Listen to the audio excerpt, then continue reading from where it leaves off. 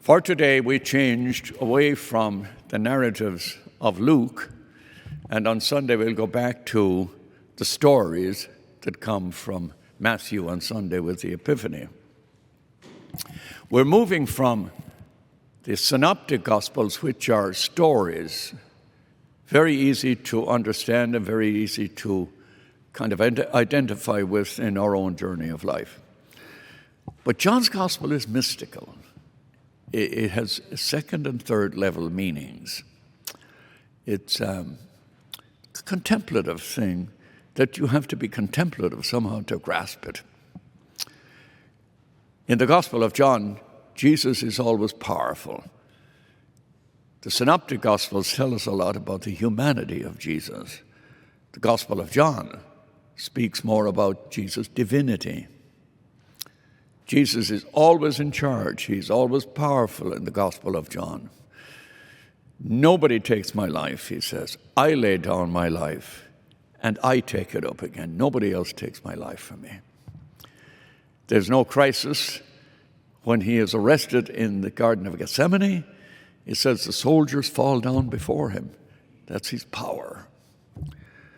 So in the Gospel of John, Jesus is portrayed as life.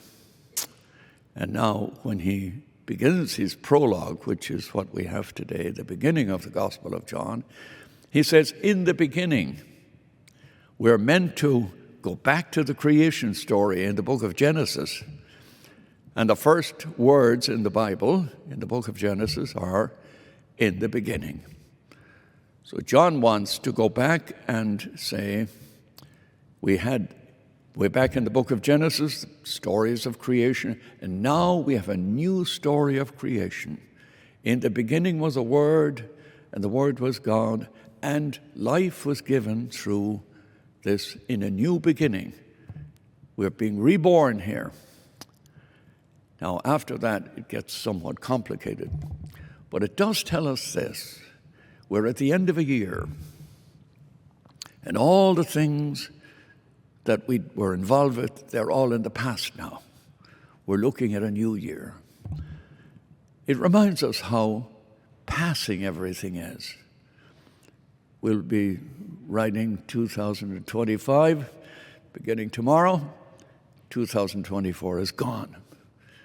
All the things we cherished and all the things we got mad about and all the things that divided us, they all belong to the past year. It's a teaching, and it comes up here in this.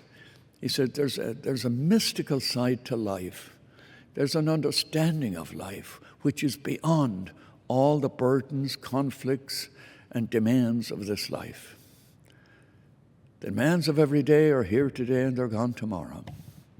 The conflicts you have, they'll pass. They'll all pass. We'll all pass. And that's what you'll find in the beginning of the Gospel of John. This invitation to begin to understand life in a much, much larger perspective of something mystical.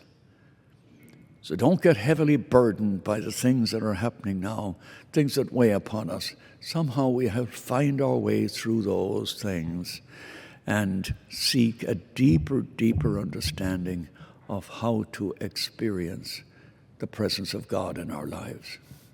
I mean, we have conservatives, we have liberals, we had all sorts of contests in the last year. It's all over. It's gone.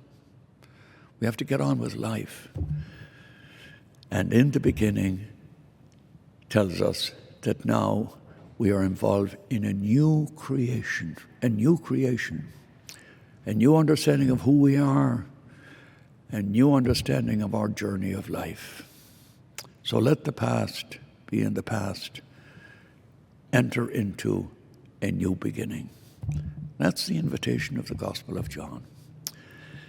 He's not emphasizing so much Jesus, he's emphasizing God in Jesus, God the Creator, God who oversees all things, God who is there yesterday, today, and tomorrow. The enduring presence of God. It's what John emphasizes here in the prologue, in his Gospel. Amen.